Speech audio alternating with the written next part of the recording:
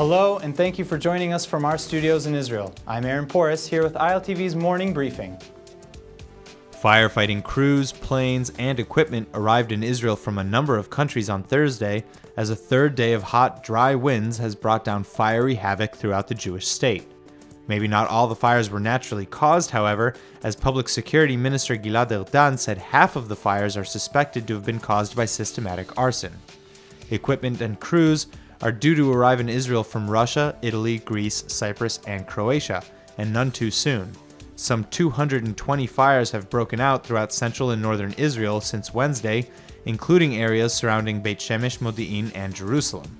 The fires have forced the evacuation of thousands of Israelis from their homes as flames encroached on residential areas, major roadways, and vital infrastructure. A total of 21 people across the country have been treated for smoke inhalation. Attorney General Avichai Mandelblit has ordered the Israeli police to formally open an investigation into the so-called German Submarines affair. The probe was launched after it was revealed that Prime Minister Benjamin Netanyahu's attorney had represented the German sub company, raising concerns over possible conflicts of interest. Suspicions of impropriety were raised when former Defense Minister Moshe Ya'alon said he was sidelined on the purchase plans, which proceeded after he was replaced earlier this year. Netanyahu's personal attorney, David Shimron, is alleged to have lobbied the government to purchase 3 new Dolphin submarines from the German company ThyssenKrupp, despite the IDF reportedly not wanting the new crafts. Shimron has denied any wrongdoing, saying he welcomed the probe, and Netanyahu's office published a statement expressing its complete faith in Shimron's integrity. ThyssenKrupp also said last week that it believed there was no misconduct in the purchase. A soldier was killed and 3 others were wounded when their tank flipped over last night during a training exercise in the Golan Heights. The Army spokesman says that the incident occurred after midnight in the Mount Chiffon area, and according to the IDF, the accident occurred during a routine exercise, and the cause of the mishap is being investigated.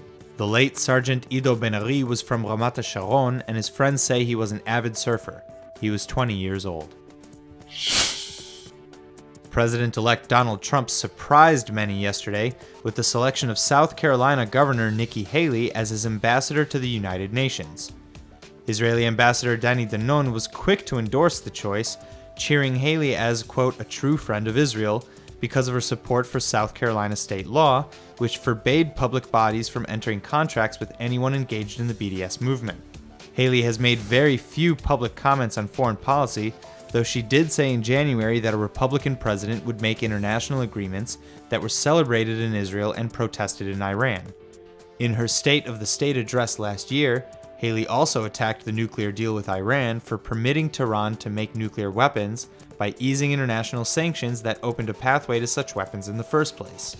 The 44-year-old Haley is the daughter of Sikh Indian immigrants and has continuously been an active voice for tolerance. That's all for now. I'm Aaron Porras, and see you later with our main daily broadcast from Israel at 2 p.m. Eastern Time.